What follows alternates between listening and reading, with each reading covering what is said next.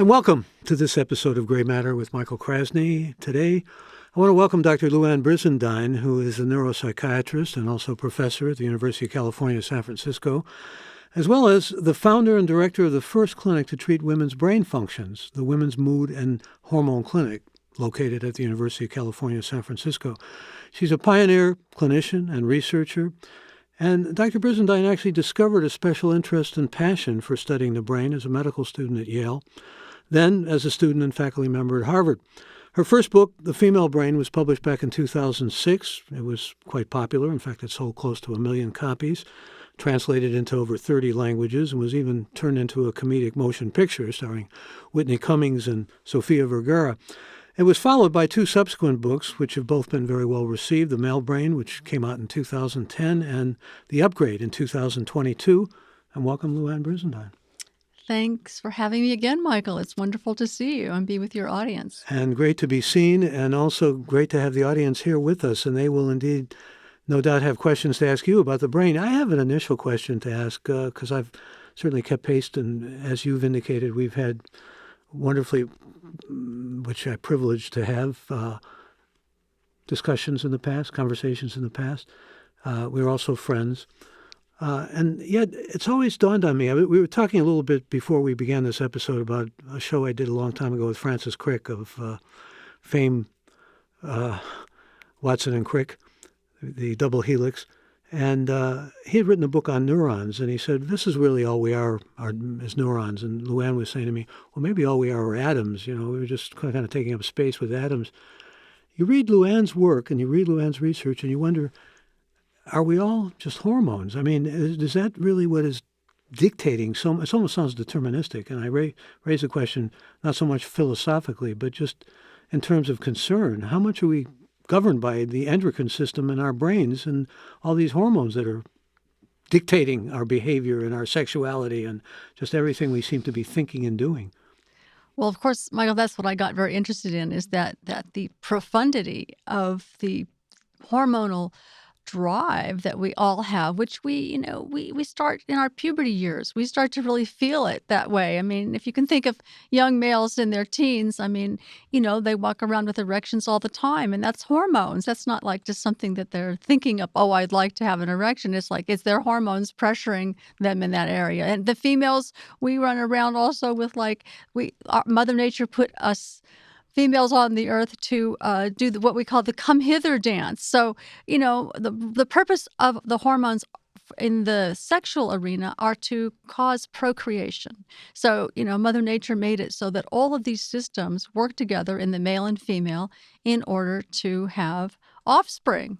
But what about all those males, for example, who don't have erections all the time, who are maybe even asexual? I guess there is certainly there seems to be a diagnosis of asexuality. I remember an old Phil Donahue show where they had asexuals who said, we're not recognized, we're not given enough importance, but we have no drive, no desire. Or the young women who have none of that come hither sort of desire to reproduce. They're on the spectrum, aren't they? That's right. And the come hither, is basically driving the beauty industry is getting, the beauty industry is such a huge business, but it's all about the come hither part that the hormones is doing. But, to be fair, in anything that we talk about, there is this huge diversity of either asexual or hypersexual.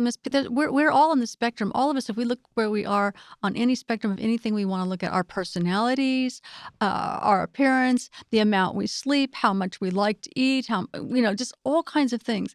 There's a huge diversity. And I think especially when you hit the topic of sexuality, there is a huge diversity. No one person is like another person. We are all unique, but there are some commonalities.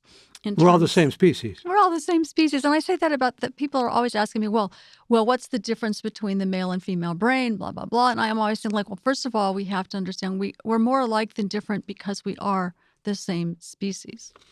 Well, let's talk about starting with the female brain. What's distinct about the female brain? And now you've done this upgrade book where you take us into a reckoning with how the female brain, actually with proper exercise, sleep, and the rest of it, can be even more focused, sort of post-menopausal and in the later years.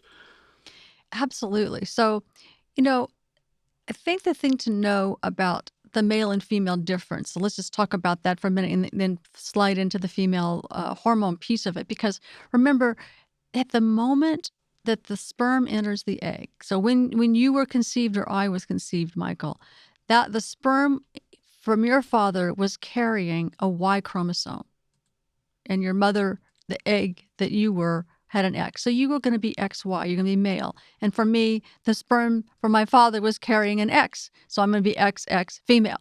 So at the moment of conception, that's when, boom, your sex is determined at that point. At that point, 8 weeks later in the male, the tiny testicles in the male start to pump out huge amounts of testosterone, and it marinates the whole little body of this tiny, tiny fetus, changing all kinds of things into the male, including the brain and the brain circuits. So these genes, and the female then is left what we call unperturbed by the testosterone that's marinating the little male fetus. And so that just starts off the way in which we are tweaked in either a female or a male direction from the get-go.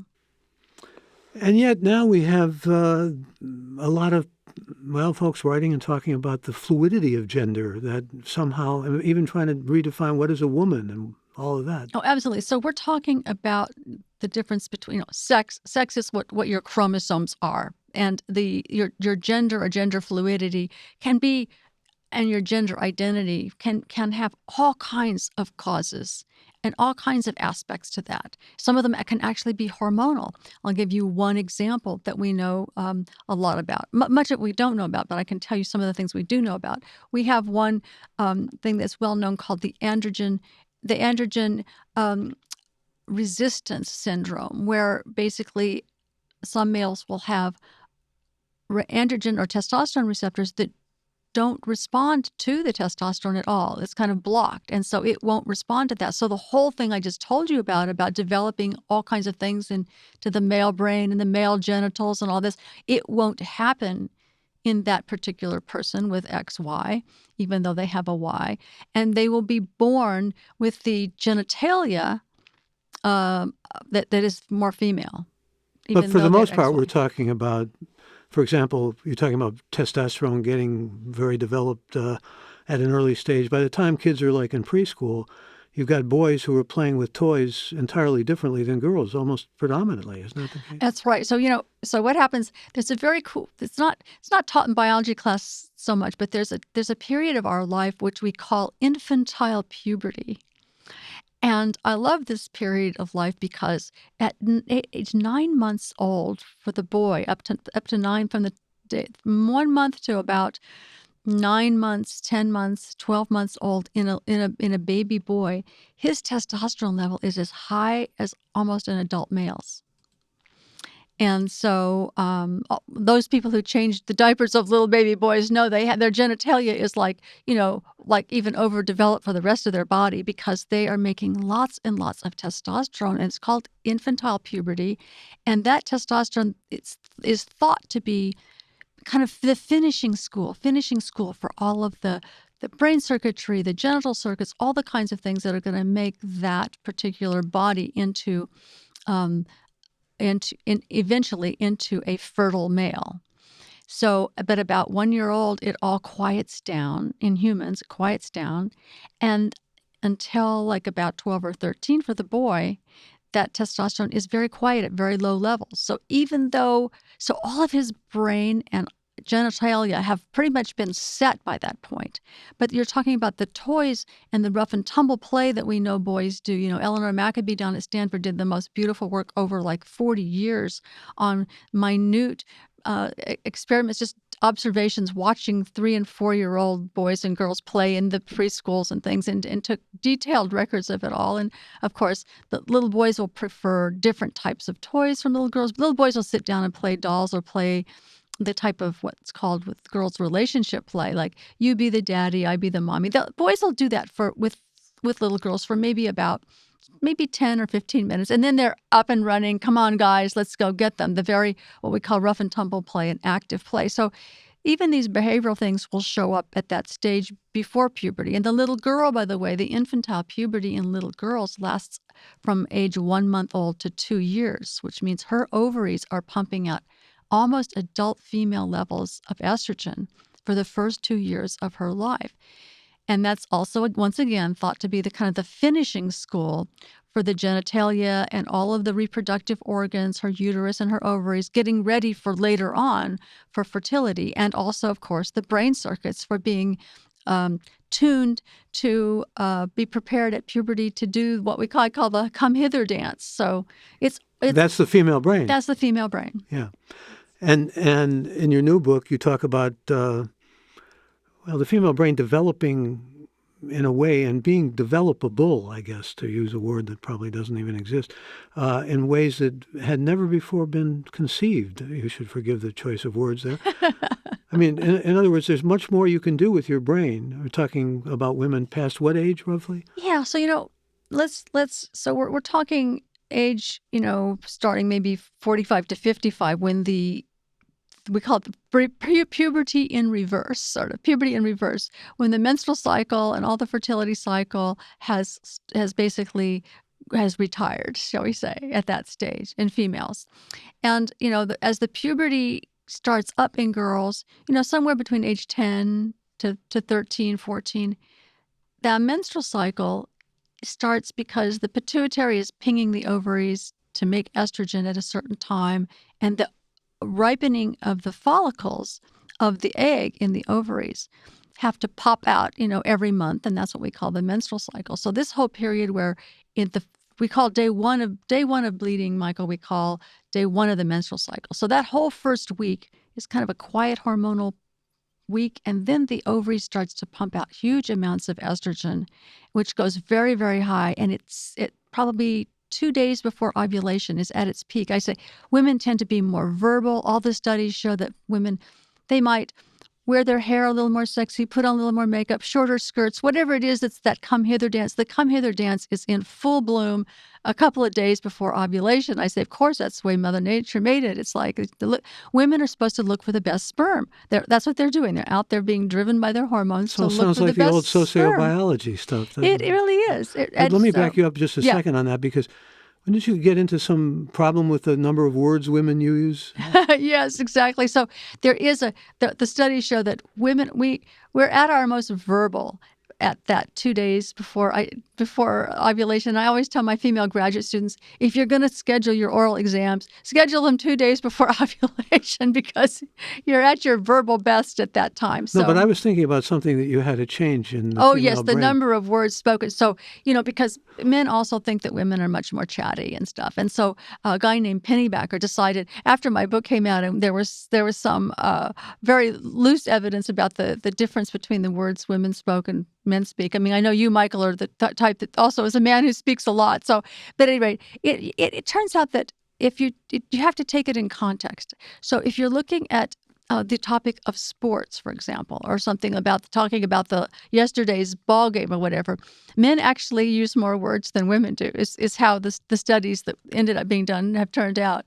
And females talk a lot more with each other and with their girlfriends about relationship issues or about the kids, or like females complain a lot to each other about their spouses. But again, there's a big spectrum, right? There's a huge spectrum. It's so unique, it's so different that it's hard to really say much of anything. But at any rate, that thing about that menstrual cycle and the hormonal push, like we were talking in the beginning, the behavioral push, we'd like to think we have free will. If I did a couple of years of what's called philosophy of mind in graduate school, and I was like one of the only people in my class that had any neurobiology before, which I did neurobiology at UC Berkeley, and so it was very odd for me to be in classes, we were reading Wittgenstein and all the philosophers, and that the philosophy of mind and the free will idea comes up smack head on in a collision course with this idea that our hormones drive our behavior so much.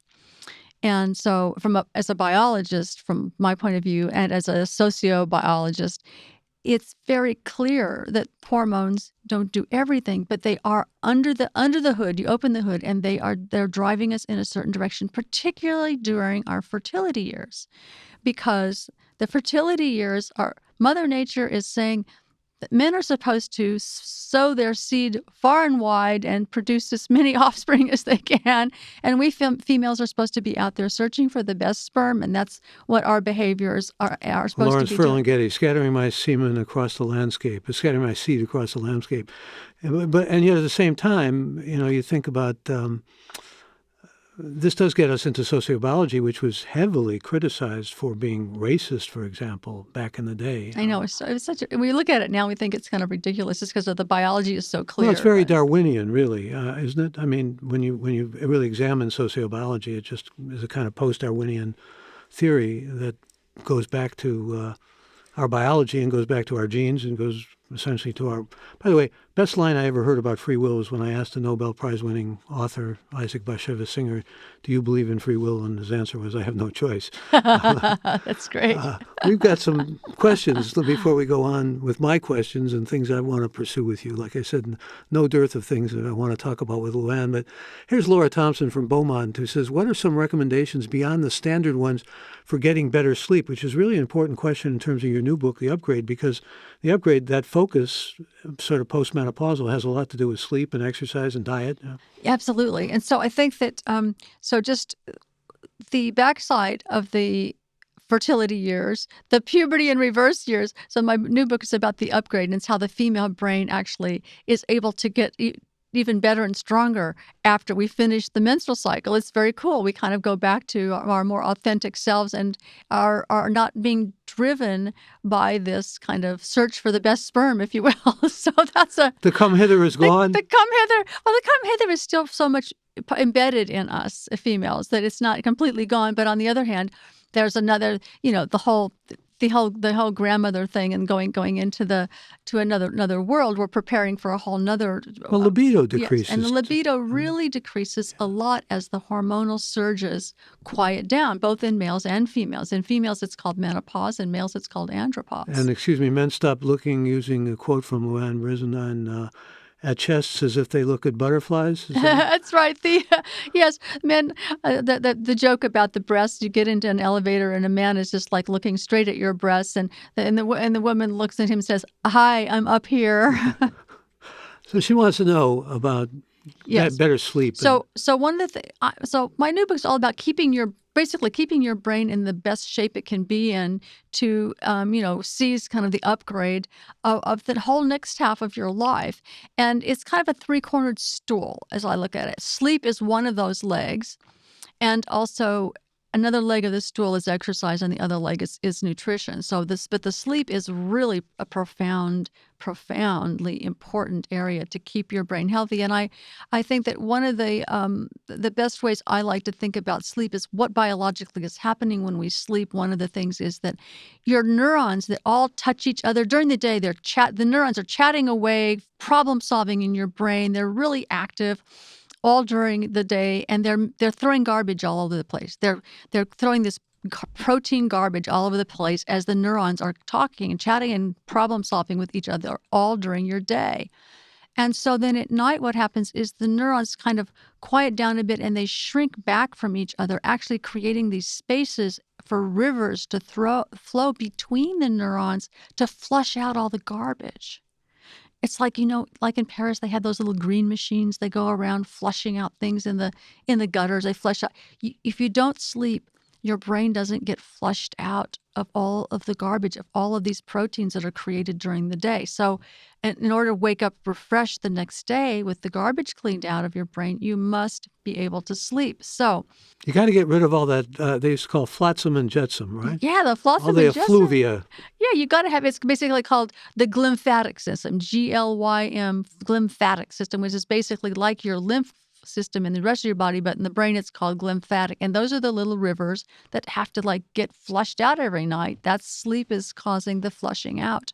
So sleep, how do you do it? So I give like I think it's on page 82. I get Louann's sleep to the new, but Louann's sleep program of my own, which is and there's some draconian methods some people have to take. So it's how if your sleep is really bad. This is assuming your conscience is clear and you can sleep well at night. That's right. Well, you got to get your. So basically, caffeine is a killer to sleep. Caffeine is really bad, especially in the post-menopausal era for women and sleep. And we all, are so it's a very profoundly addicting compound. So it's really I'm giving you something that I understand is not easy to do. I had to do it about 4 or 5 years ago myself, and you basically cannot drink caffeine past noon, just to start with. And there's some of my women patients that are so sensitive that they cannot even have dark chocolate past noon because it has enough caffeine in it to the caffeine just keeps your brain just a little bit too alert to drop off to sleep. So if you're one of those people that have trouble falling asleep, the falling asleep piece is really caffeine sensitive. Forgive me, are women more moody than men? Is it more difficult to... In the sensitivity to sleep, I think that the reason that it's this period of life between age like 45 and 55, women may be more sensitive to this by far and by more sensitive to caffeine because the hormonal changes are jerking her brain system around so much. We are not, so that during that period, we may be much more sensitive to both alcohol and to caffeine. So the alcohol is the other thing. If you're a person who falls asleep, but then you wake up a couple of hours later and can't get back to sleep, look at your alcohol consumption, because alcohol after about 6 p.m. will just keep your brain from being able to stay asleep. So those two things are the biggest, easy to identify culprits in our culture and in the habits that we have. Except insomnia can be a mystery too, and an enigma. Mystery. And I think the other piece is that you need to let your body feel tired enough to go to sleep. So that may mean that you have the exercise piece overlaps with this. It's not like you need to go and kill yourself on a Peloton for 45 minutes till you're dripping and ready to throw up. You're working so hard.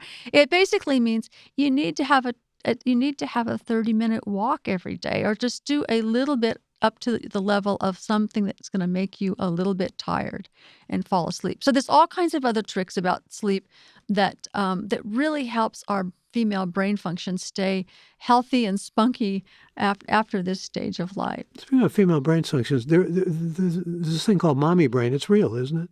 The mommy brain, yes. The mommy brain never. Maybe I'll tell you. I'll tell you this joke, Michael. But everybody has to okay, be ready for this. She joke. knows I'm a joke aficionado. I know. So we therapists have a joke that it's kind of an insider joke. So bear with me here, Michael. It's an insider joke. So this late 95-plus-year-old couple comes to their marriage couple is saying, we thought we had to come see you because we want to get a divorce.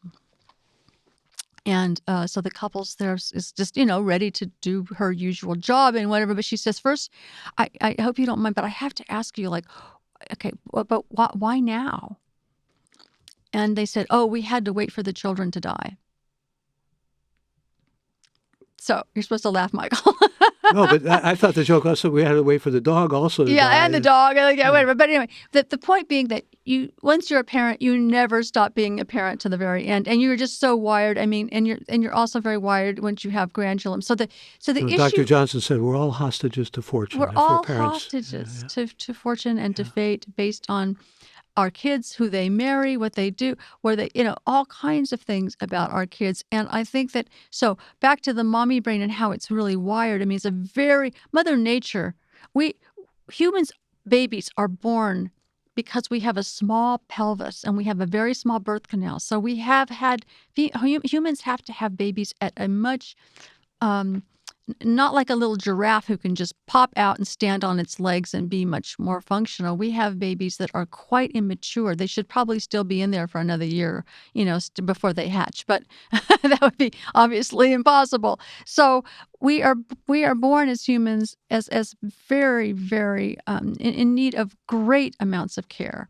And so Mother Nature didn't leave it to chance to wire us females hormonally to be totally devoted, dedicated, and we are like a heat-seeking missile with our kids, just trying to anticipate their every need and be ready for every little thing they might need. And then we transfer that to the grandchildren once we become grandmothers. I mean, it's like, we know when our grandchild is sick or whatever it is, even if they're 3,000 miles away, right, Michael? We know the details. Now there's insider stuff of a different sort. Grandparents talking.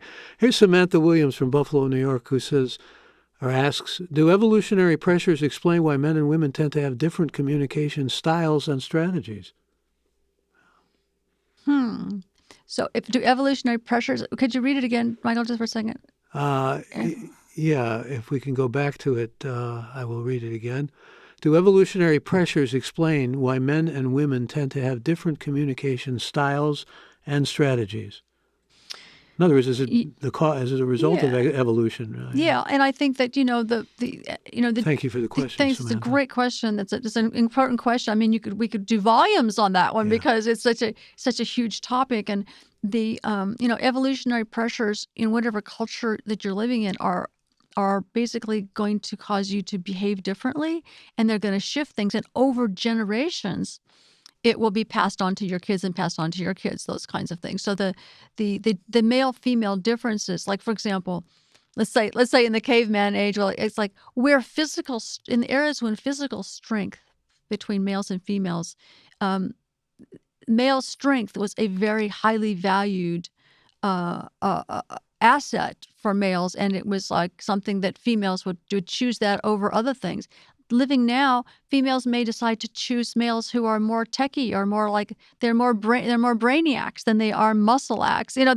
There's a huge amount of difference based on the culture you live in terms of the choices that we all make for mate choices, and that over time, over generation and generation and generation, that will have an effect.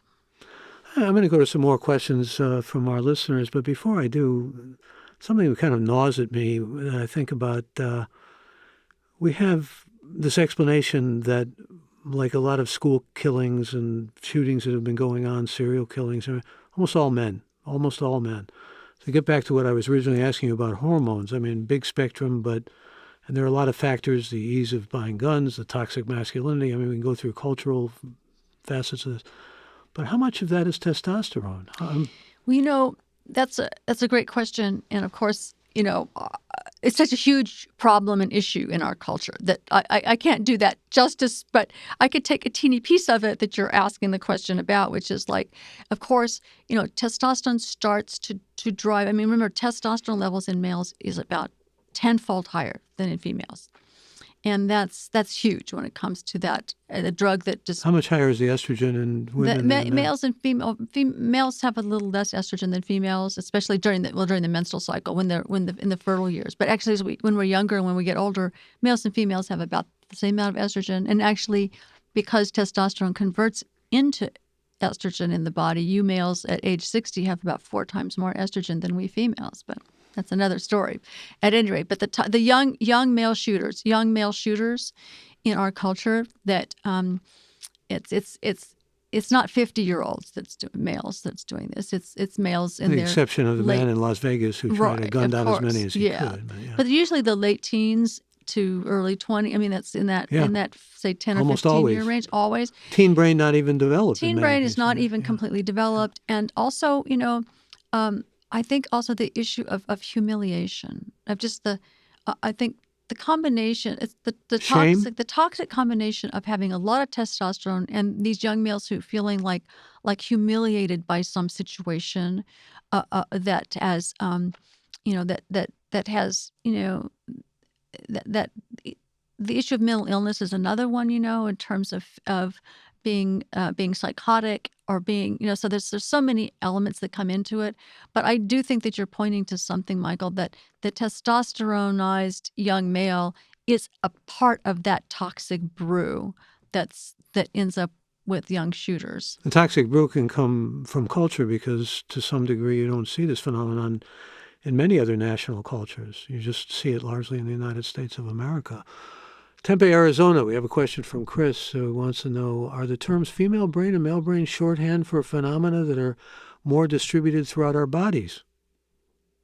So remember, That's a wonderful question. Remember, each cell in our body is either a male or female cell. So we're having, females have we have our our gene, we have our double X's, and you guys have your XY. So basically, all the cells in our body have a bit of a stamp of the male or female, depending on which sex we are. So the kidney, the male kidney and female kidney are slightly different. Obviously, the genitals are the most difference that we see. The brains are somewhat different.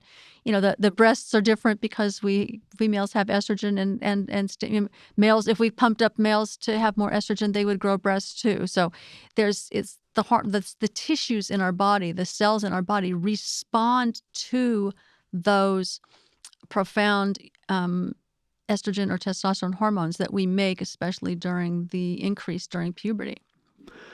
The differences, though, because of hormones, are, numerous. I mean, particularly as you pin them down in your work, begin to see men. I mean, the old assumption is men are less empathic and they want to solve problems more and that sort of thing. And yet we find that men often respond more emotionally. They fall in love quicker, for example, which may come as a surprise. Yeah, so to I many. wrote another book called The Male Brain, which is, at any rate, that's I know a few male therapists use that in courses they give on masculinity and trying to, and I know Carlos Santana, the musician, also read that book, and he told me that it was the best book he ever read. It helped him forgive himself for many things in his life.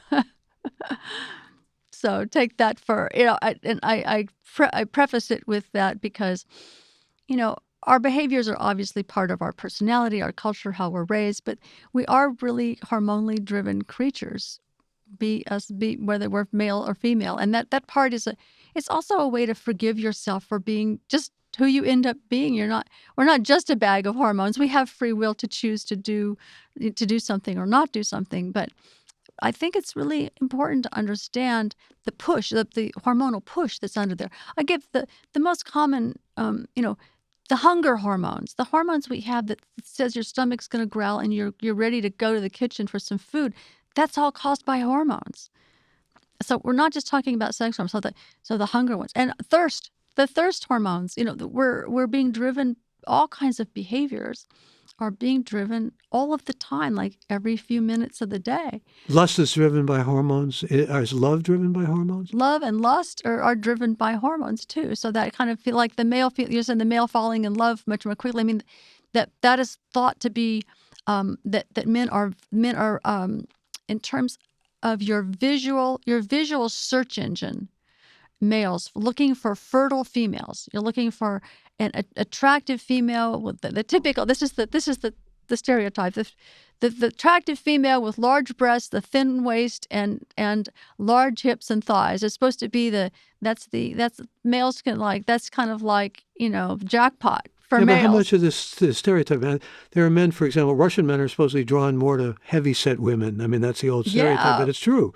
It's a different stereotype. Different cultures are different. And, they like a very flat stomach and large, thick lips because that means you're more estrogenized. The flat stomach means you're not already pregnant by some other man. There's all kinds of ways that these are thought to have visual signaling to men about the health, like the maybe a strong a stronger looking female may be in some cultures more interesting to males. So there's a cultural difference, but we all do that with each other. We visually read each other very quickly, and females visually, we also the gender identification. I think that's one interesting thing about gender fluidity.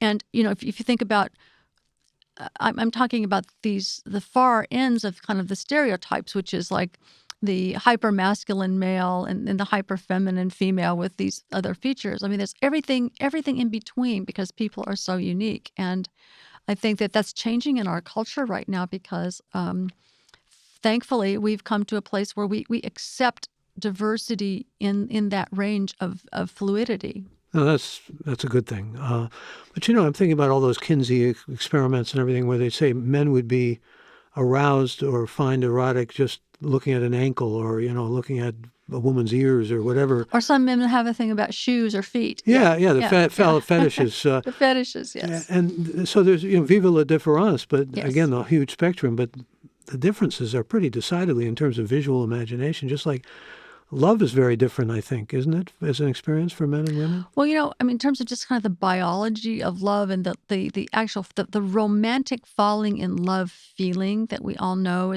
it lasts between 12 and 18 months typically. That type of a feeling when you pair up with somebody and then Excuse me, you know how Freud defined that? You probably remember. You tell me how Freud. I mean, the initial falling in love, in fact, is a perfect metaphor for what it is. He says a temporary psychosis. You're out of your mind.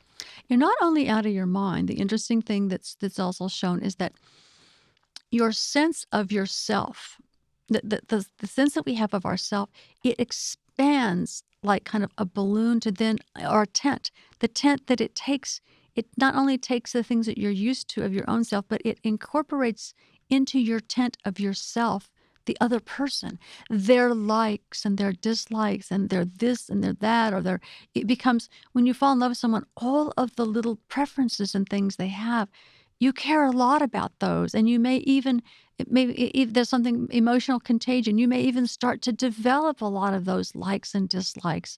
There's a merging of the two people that sort of happens during that falling in love stage. That's actually, you open this envelope of yourself to the other person, which is kind of a beautiful way of bonding with the other person. Something from Washington, D.C., Eric Billings wants to know, do you think the changes in hormonal levels are related to neuronal plasticity?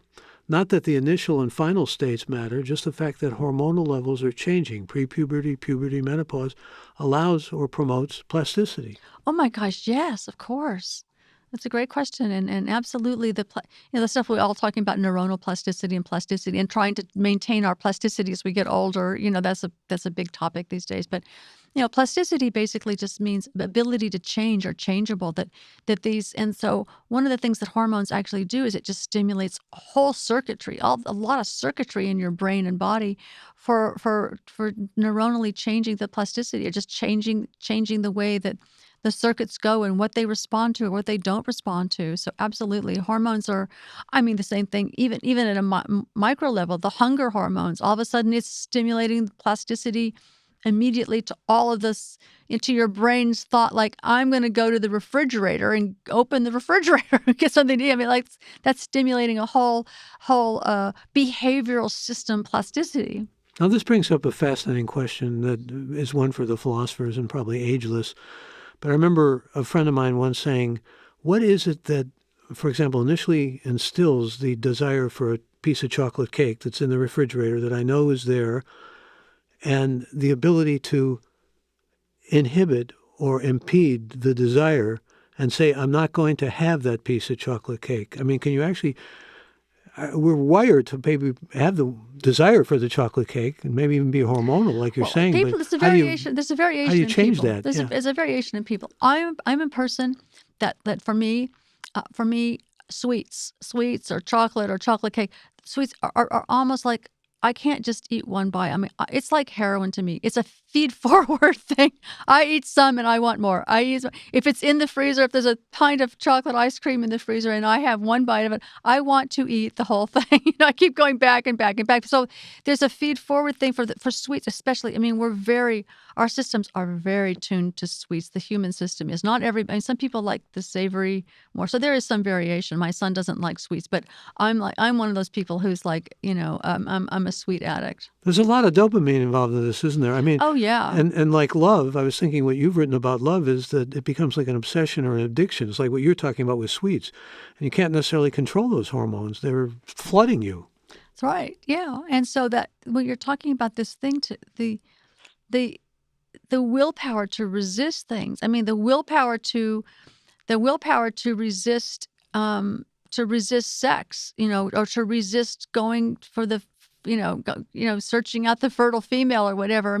Mother Nature made it so that she could override all of your willpower because, procreation of the species is what Mother Nature is pushing for. But there's all kinds of things we have to use willpower for. If we don't want to grow out of all our clothes, we might like to inhibit ourselves from eating that whole chocolate cake. Or if we don't want to give ourselves diabetes or make ourselves sick, there's all kinds of ways in which we have to like really, really curb ourselves in and have some self-discipline. But it's not this.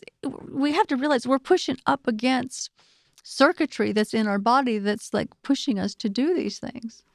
The name of this podcast is Gray Matter, and we wanted that name for a number of reasons, which I've gone into and which is on our website.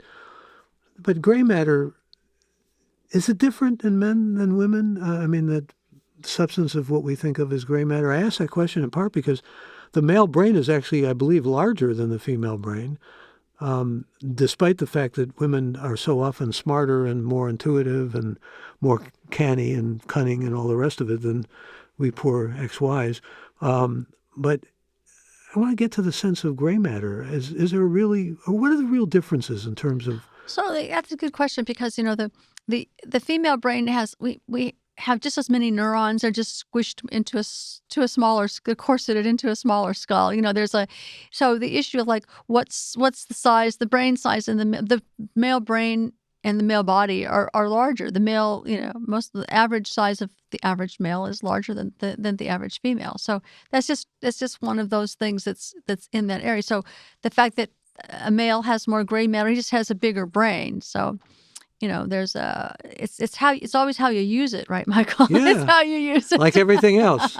But it's not. It's ironic that in some ways, women are so much smarter than men. I don't mean to give my gender a bad press here or anything along those lines. But when I was talking about being intuitive and sometimes being more practical and all the rest of it. Here's a question from Mexico City. Thank Juan Robles for this question. He wants to know again about sleep. 8 hours of sleep or small naps throughout the day? Oh, wow. So, the brain, we now know there's some fabulous, like world-class researchers at my University of California, San Francisco, that are specialists in all of the details of minutia of sleep. And there's a compound in our system that builds up that's called, it's basically compounds that build up to cause us, as it gets higher and higher and higher, more of it in our brains, it causes the pressure to go to sleep. The pressure for sleep. It's called the pressure for sleep compounds, pressure for sleep hormones. And so as it builds up, we get tired and tired during the day. Like at that time, you're just trying to feel like you're watching the news at night and you've missed the last 20 minutes because you've already fallen asleep. That means that that pressure to sleep hormone has gone over the top and put you to sleep. So this idea of like taking naps and things during the day, it's not a bad thing to nap. Some people are really good at taking these little mini naps, 10 to 20 minute mini naps, which are fine for some people, just to be able to kind of clean out their brain and let it do its rest. But the recommendation, if you really want to get the fullest continuous night's sleep, is that you try not to nap, except there's some variation in this. So I want to be respectful of this person from Mexico City that, there are some variations in terms of some people really need to nap to get their total sleep debt taken care of every day. And there are people who swear by napping. Jimmy Carter, former president, for example, used to say. But I'm always mindful of the fact that rapid eye movement while you're sleeping is very important. So if you get up in the middle of the night, I've done a lot of programs with sleep clinicians and, people who run the sleep clinics and whatnot, but never understood how much it might disturb you or not be consonant with your needs in terms of your mind and your body when you have broken up sleep as opposed to sleep that just goes straight through. Well, it's really great to get that we have chunks, our chunks of sleep are in like 90-minute units and sometimes the 3 or 4, I'm not the detailed sleep expert, except I know the things that I need to use with my patients to help them get better sleep. But the idea of sleep, and we need to dream, we need to have rapid eye movement sleep, we need to also get a certain amount of the deep type of sleep. So there's really your caller, I recommend that people try not to nap. If you're coming to me because we're trying to sort out the hormones and your sleep problem. I try to get you off the caffeine, get you off the alcohol, get you enough exercise during the day you feel tired, and cut out napping just as a baseline to try to improve your sleep. And then we go from there.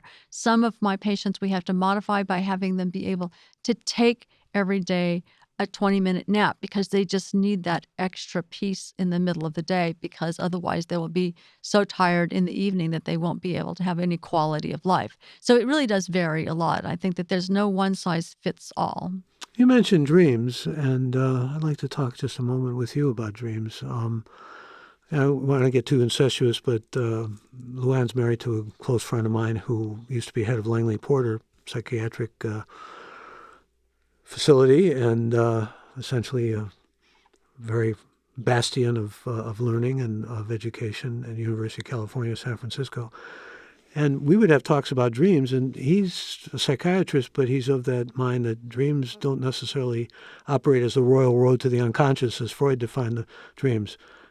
Where do you stand on dreams? Well, I think that I think dreams are magnificent in terms of sometimes the information they can give you or give you if you're in a therapy. I think have you ever been to an acupuncturist where they take your pulse? They'll take your pulse in very different ways, and they're feeling and seeing things that you don't even know are there, right? And I kind of think of the types of therapists, psychologists, and psychiatrists that like to use dreams in the therapy and have the patient bring in their dreams. It's their way of kind of the stethoscope of the psychiatrist sometimes can be the dreams. You can open things up with You can them, open yeah. things up with it because something in the dream a lot of the dreams that we remember are often dreams that were disturbing to us. So if you wake up and you had a dream about something, if there's something that's worrying you, often you'll have some kind of a dream that doesn't seem to be exactly related to that thing that you're worrying about. But as you kind of write it down or you talk to it with your therapist, the feeling tone of what you're worrying about will pop out in that. So I don't poo-poo that at all. I think it's a way of understanding ourselves and understanding what's kind of what's under there worrying us, and our brain is always trying to problem solve. We are problem solving machines. That's the thing that the brain, wants to do the most is problem solving. So even in our dreams, in some kind of way or other, we're trying to solve some kind of problem. We've all had dreams about trying to find our way someplace, or we kind of got lost, or trying to go, go through some circuitous route to someplace we haven't been before. All those kinds of dreams, but sometimes they'll have meaning. Sometimes they have just like not meaning at all. So sometimes they seem to be totally irrelevant to anything. In fact, I was about to ask you, what suddenly, I had a dream last night about Joe Fabitz, who I knew in the 10th grade. I haven't even thought about him all these years. He could be alive, dead, I don't know. Literally hasn't even entered my consciousness in 40 years or 30 years or 20 years or whatever. Exactly. And I think as I become more of a meditator, there's kind of this way in which you can just sit in what's called watch your thoughts. You can also just kind of sit and watch. Become a thought watcher. Watch your dreams too. You can watch your dreams. You can watch your thoughts, and that's what basically, the kidney is just there, and its job is to make urine. The brain's job is to make thoughts. Here's Adam Miller, who wants to know, how does the modern diet, with its high levels of processed and refined foods, impact hormone levels in the body and subsequently mood and emotional well-being? Oh boy, that's a great question because, some of the compounds in our water and our foods and things can tweak our hormones in various directions.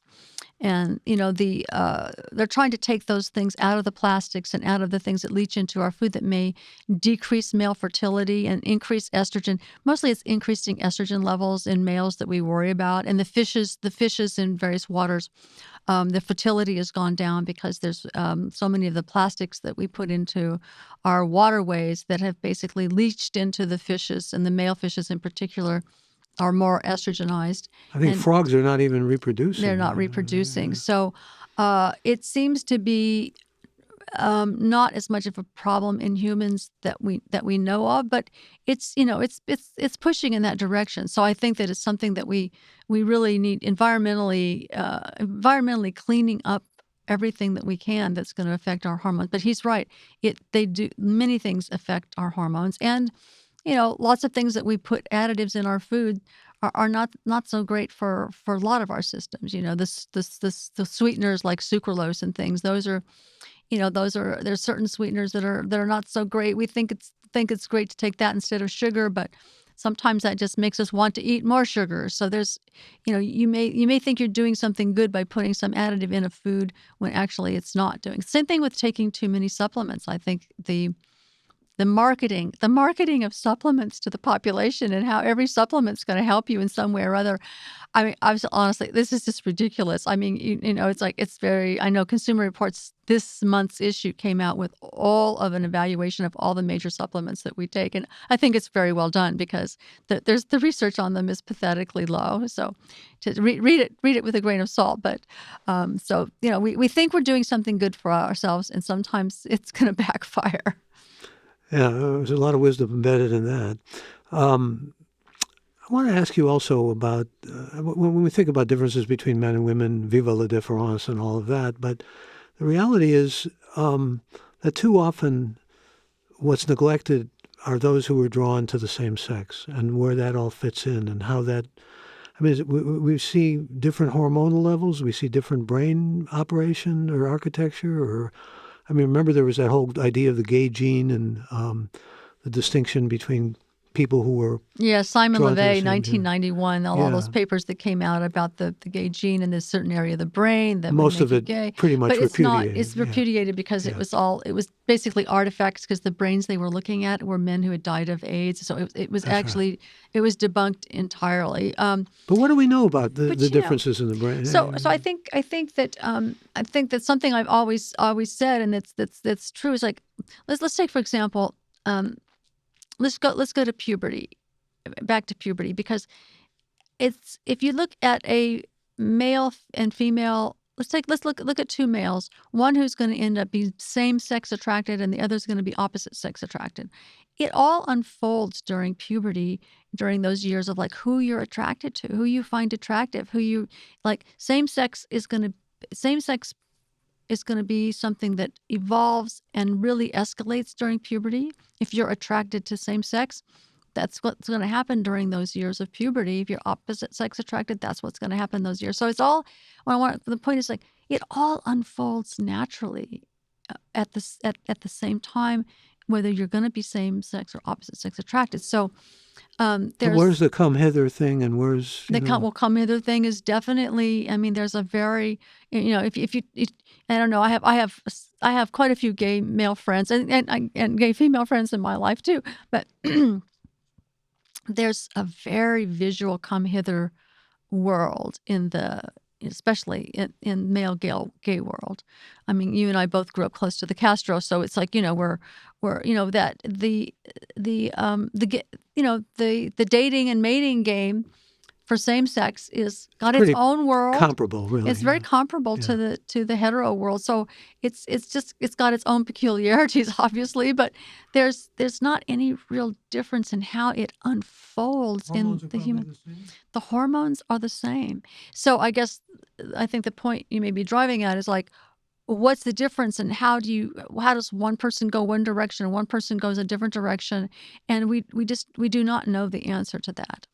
But it's not something that happens to you or is done to you or is or is in the mother's milk or anything. As far as we know, you're born that way. It's not something that's not something that you change. It's how you are. It's who you are.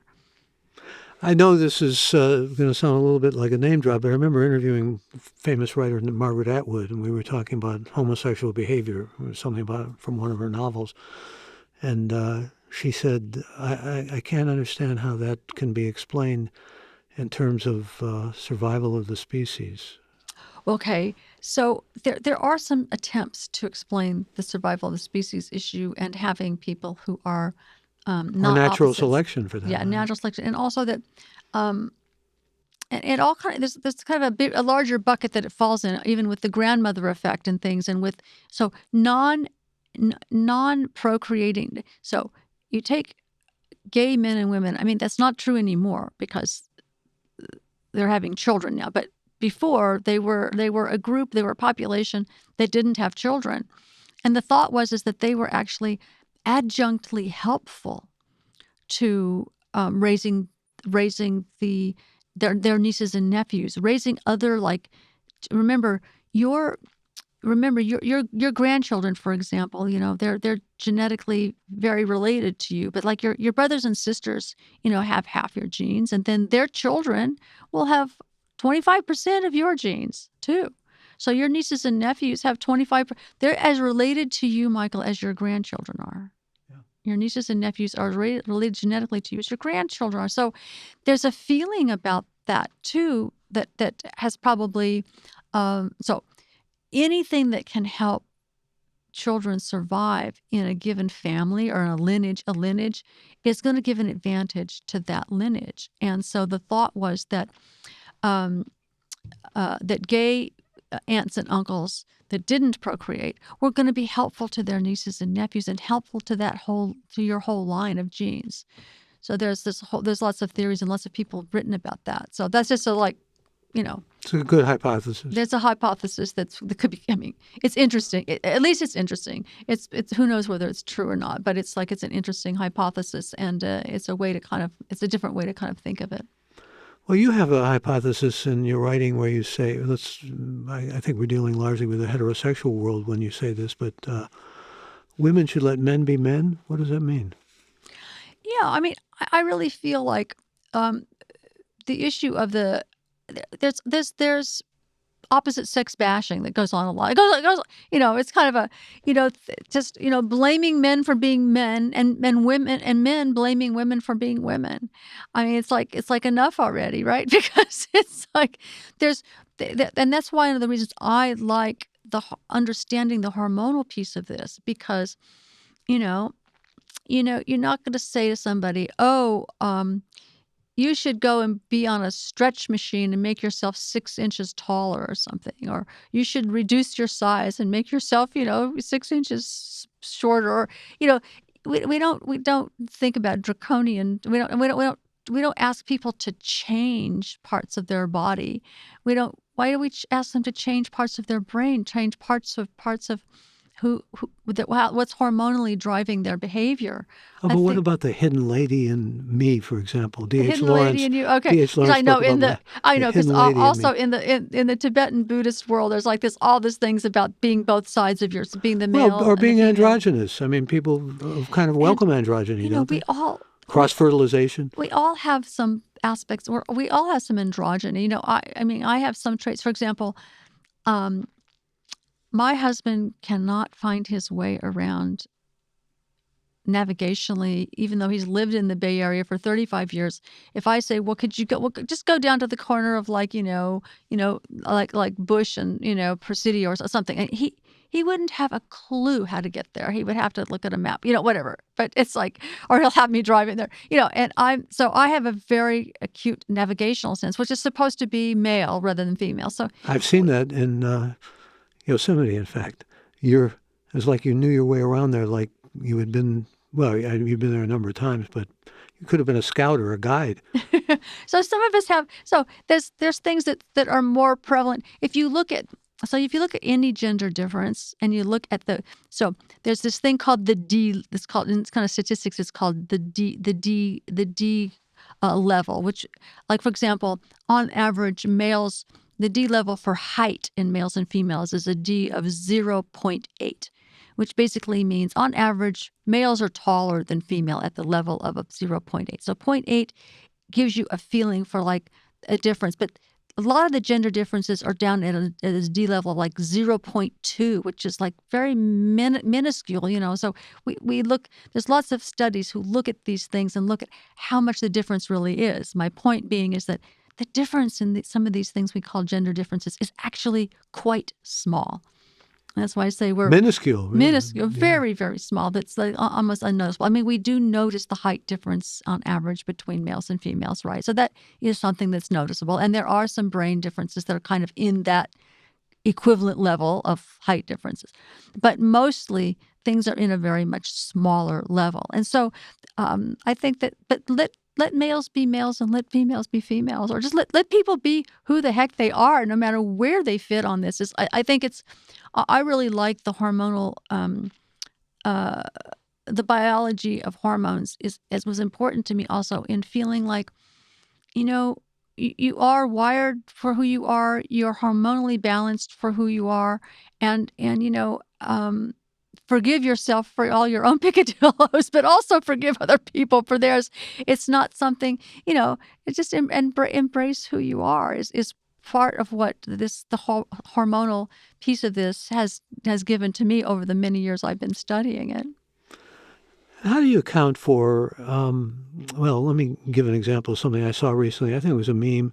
These two boys, they're maybe about 9 or 10 years old, are sitting in a classroom, and a young woman comes in, very statuesque and quite attractive, and she says, "I'm going to be your teacher," and introduces herself, and she said, "I'm going to leave and I'll be back." And they like look at each other, and they giggle, and they get, all excited and everything. And there was something that was clearly represented in that they were trying to show. This is how little boys, and I started thinking about how little boys joke about, for example, farting, in ways that you don't necessarily hear little girls do it. Maybe now it's more balanced than it was, but those kinds of differences are what you've been writing about. Yeah, all fart these years. jokes. Fart jokes are typical. Little boys love fart jokes, and little girls aren't so interested in fart jokes. But Yeah, and you wonder and why. then boys get a little older, and everything is a sex joke. Everything as soon as they hit puberty, everything's a sex. They look at every pair of breasts that walks by, no matter how whatever the age the woman is, they're glued to every pair of breasts that walk by. But that can keep going even when the testosterone is sort of being reduced. It's habit, Michael. Don't give up your old habits. Habitual, yeah. No, but I mean that whole sense of difference is outlined almost very early in terms of just what the vectors are, what's being gravitated toward, and you can see it, and it's a different brain and different hormones, really. Very much so, and like boys like to remember that thing about like girls have cooties. You little boys in their grade school days that before the hormones hit them and they think there might be something interesting about girls, right? Before that happens, there's this thing about all girls have cooties and whatever. They're not very interesting to play with because they don't like to, whatever. That's maybe become less so. I mean, my son was very into the video gaming world, and it was highly male. There were only very few females that were in that world. So, there's some what we call self sex segregation that goes on, and this is also an area where let's say a young boy who is trans won't like to necessarily hang out with the boys and do fart jokes. They would much rather hang out with the girls and so you self-identify who you like to hang out with at a very early age, and there's a lot of variation.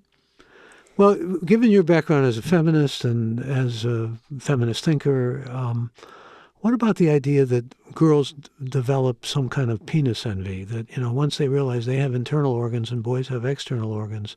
I mean, this is basic Freudian 101. So it's all about when you start to notice the differences, and I think in different cultures it's a little bit different about it's been shown that it's a little bit different. It's like in societies where male privilege is like, which is less and less in our culture now, but I know certainly in my mother's generation, male privilege was a really big thing, and so that, penis envy also was implying like envy of the automatic status given to males, in a culture versus females. But I think that there's also that little, I remember my son, anyway, he wouldn't mind me telling you this, but I said, "Yeah, honey, little boys have penises and little girls have uteruses, and they can have a baby and whatever, that's what the uterus is for, et cetera, et cetera." He says, "Well, I have a uterus too." So there's this aspect of like not wanting to give up the option of having both. It was really weird to me to watch this happen. But I think it's like there's something about and the penis envy has become a kind of sort of a joke over the years. But when little children notice the differences and they're told that they are one or the other, it's it's a bit of a shock up to their system to try and incorporate what that means about who they are and where they fit in the society. So I think I think we don't know a lot about how that process goes, but I think it's maybe the first time you're told you can't be or can't do something else. I think my son was responding to like, well, if he didn't have a uterus, he couldn't have a baby. That meant whatever. He was different somehow. And he's grown up like whatever. like, Well, there's as a you know. difference in brain, though. Again, we get back to how much the brain plays a role in all this. I was seeing recently some old footage of young girls screaming at, I think it was Frankie Avalon or Fabian or somebody like that, and they're screaming. I mean, what's causing them to scream? Well, that's called emotional contagion, Michael. So in a way, it's like, there's emotional But contagion. you don't see boys doing that. Boys don't necessarily sit there. Well, I don't know, but some, there's some, I mean, The boys are looking at the chest. some gay boys may like whatever. There's a lot of variation in this. Yeah. Actually, there's a lot of variation, and maybe a lot of trans that will have different aspects of what they find. But this issue of the quintessential one was the girl screaming at the Beatles was like certainly more in my generation, and they were like screaming to the point of tears. They're just like totally a dither. They were in a puddle of like screaming tears. And this was kind of an emotional contagion that went around amongst the girls. Boys may have a similar thing with like, the giggling over fart jokes or something. I mean, it's, they're kind of having emotional contagion, but that's how it's thought of, is in that category. Is emotional contagion hardwired, though, in terms of gender? Evidently, yes, in terms of just also in human beings, and that's part of so we're getting into the area of like emotional resonance with another person and empathy with another person.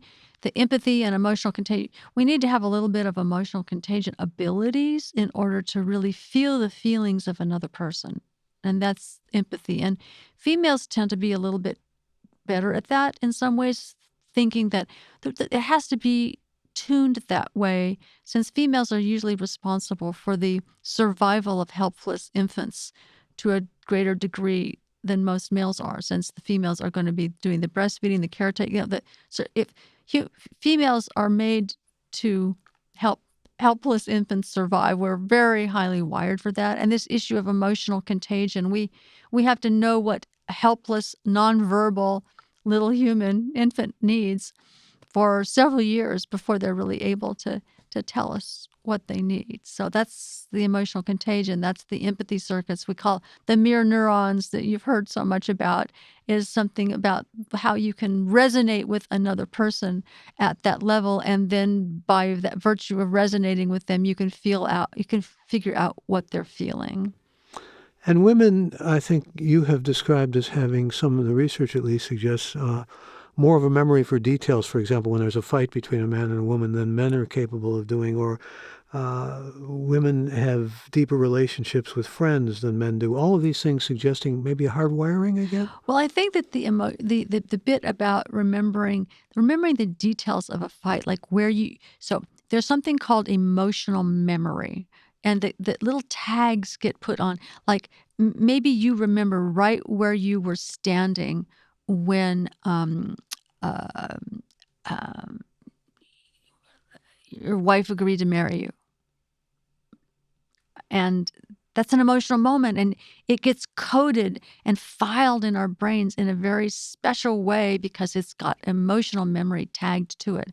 So those things that we all have, those events that were either shocking, upsetting, or highly powerful moments, you often remember right where you were standing.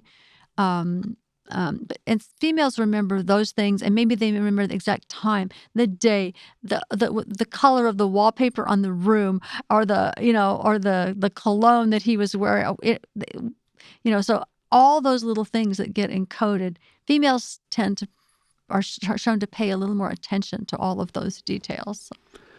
I'm reminded of a book that came out in the 70s. I'm sure you're familiar with Men Are From Mars, Women Are From Venus. John Gray wrote that book. It was quite a sensation, but it's been especially criticized profoundly as the years have progressed, because Well, so has the idea, for example, that you should have non-gender toys for kids or this sort of thing. I mean, it was at one point almost consistent with the idea, on the one hand, that there was this bifurcation between men and women. They had totally different brains and would be expected to behave differently. Men being more Mars-like, more warlike, women being from Venus, more romance-like, and so forth. And then the idea around the same time, in that zeitgeist of that period, that somehow, you should recognize equity between the genders, so that maybe men were the same species again, or from the same planet. Is there some way to find harmony between those kind of polarities in your judgment? So I know that, there was this big thing about not giving little boys any kind of, don't give them any weapons, don't give them any like G.I. Joes, whatever it was. Or like, my son was always like into the Pokemon things and the little, those little figurines that boys like of like superheroes or whatever it is for that era, or even like dinosaurs or things. I feel like each child is such an individual that catering to that individuality is what makes sense for the development of that child. And, the fantasy of like not giving a child something that's going to emphasize their gender, like don't give any little boys any weapons or anything, because that'll make them into a shooter in their teens or something, is like just totally ridiculous. I mean, that's I think parents can emphasize nonviolence. They can emphasize all kinds of things in the family, but to take it to the limit of like not giving little girls dolls and not giving little boys whatever typical boy toy is going on, or giving them no video games, those kinds of things. Restricting that can often like have a flip side of like, then as soon as they're able, they're going to go completely to the opposite side. I think we're past that. At least I hope we're past. But are we past the idea of, such differences, such bifurcation between men and women, Mars and Venus and that sort of thing? I think what's going on right now is just recognizing our humanity, each of us. We're recognizing our humanity, and that all of the aspects of ourselves, and we may call them more feminine, like the feminine side of us, the yin and the yang, and is looking at. But I think we're putting fortunately, we're putting fewer gender labels on things. I think it was actually Montague who said the most interesting people are those who are cross-fertilized, in terms of gender, who have a kind of, I don't know, I don't want to use the word androgyny again, but who have a kind of blending of male, well, I think it's very traditional interesting to male talk and female traits. to trans people. Actually, for me, and I've had several friends and one colleague that I went through all of her entire transition with her, and it was fascinating to me because she actually made the transition in her 60s, and so, but just the aspects of the cultural imprint of the maleness on her as she's trying to transition to female was quite profound. It's very interesting. So the cultural imprint that's on us is, we can learn so much from each other and learn so much from people that have diverse pathways to becoming whoever they really authentically are. Ask you a provocative question. Should someone who has transitioned, say, from being a man to being a woman, was a swimming champion as a man, be swimming competitively as a woman? That's a really hot topic, and I just don't know enough about which direction we need to go in that, because I know that testosterone and all the musculature that comes along with testosterone is going to make somebody stronger, and probably make them a stronger at whatever athletic enterprise they're involved in. And so women aren't playing professional football for a good reason. And the testosterone levels in females. And so I feel like, I think they need to think more deeply about that and get some expert panel together of some people that are really like experts in testosterone and performance, and decide on it. They're going to have to decide on where the line is. It won't just be willy-nilly. There's going to have to be somebody that makes some hard line decisions about, what's acceptable and what's not, so that it's fair for everybody. Not going to make everybody happy, whatever that decision is. Oh, no. And this issue about, all this, the stuff about male and female being so diverse. I mean, I really do come back, Michael, to the fact that, we are more alike than we are different. After all, we are the same species. This would be a wonderful way to end, but actually I don't want to end there. I want to ask you one more question from your new book, The Upgrade, because you were talking about transitioning. There's a lot in there about transitioning to menopause and some real wisdom, I think, that we can glean. What are you telling women when they suddenly face menopause? Or I'm saying that if you get through the rock and roll of that, what I call the transition years, which I've renamed the transition years instead of the perimenopause, since those were used by pharmaceutical words used from the medical profession. I want to talk about it as the whole woman's process, a whole woman going from 40 to 50. And then, the nice thing about it is reason the upgrade is a word that happens post-menopausally is because there's so many aspects when you stop being driven by these up and down hormones every single week of your menstrual cycle, where you can just basically reclaim your authentic self in a way that doesn't have to be pushed and pulled by these other forces. And it's an exciting time. It's a wonderful time that you basically are able to choose a slightly new direction for yourself, or you have choices. All of a sudden you have choices, because average age of death for a woman in the year 1900, Michael, was age 49. So most women didn't even make it to menopause then. Now we have a whole nother half of our life in front of us, and it's got all kinds of wonderful aspects to it. And that's why I wrote the book, The Upgrade, because I wanted to have really all of us women really think about what that means and who we want to be, how we want to be in the second half. And boy, you got some really wonderful testaments in that book. Jane Fonda, no less, who has been an exercise guru for so many years and everything, saying, I wish I had found this book earlier, and it's made so much of a difference in her life. And you've made a big difference in lots of people's lives. Always great to talk to you. And I want to say for all of you who are listening, many thanks for being with us for this episode of Gray Matter with Michael Krasny. And an important reminder to let you know, to those who don't know about us, to know about us simply by going to our website at graymatter.show. And thanks to all of you who were with us live, and to all who will be joining us in the indeterminate future. Thanks to our preeminent team, Alex, Shannon, Colin, Chad, and Kevin. And special thanks to this episode's special guest, Dr. Louann Brizendine. I'm Michael Krasny. Thanks for having me, Michael. Bandwidth for Gray Matter is provided by CashFly at CACHEFLY.com.